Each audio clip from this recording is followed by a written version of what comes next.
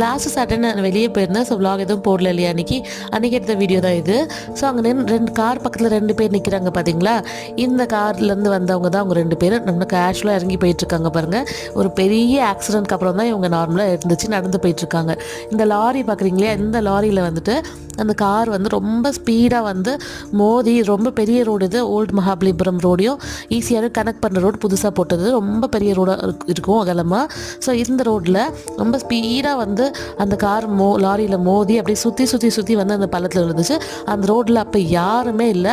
நானும் என் ஹஸ்பண்டும் தான் எதிரில் இன்னொரு வண்டியில் வந்துட்டு ஸ்பீடாக வந்து நிறுத்திட்டு ஏதாவது ஹெல்ப் பண்ணணுமா நினச்சி ஹஸ்பண்ட் ஓடியே போயிட்டாங்க. ஹஸ்பண்ட் அங்கே பக்கத்தில் நின்றுட்டு இருந்தாங்க.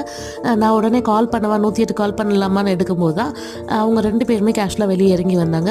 ஸோ இறங்கி வந்ததுக்கப்புறம் பார்த்ததுக்கப்புறம் தான் எனக்கு வந்து மனசே அரைச்சி சீட் பெல்ட் வியர் பண்ணியிருந்தாங்க அண்ட் ஏர் பேக் ஓப்பன் ஆனதால் சேவ் ஆயிடுச்சு அவங்களோட லைஃப். ஸோ கண்டிப்பாக நீங்களும் எங்கே போனாலும் சீட் பெல்ட் வியர் பண்ணுங்கள்.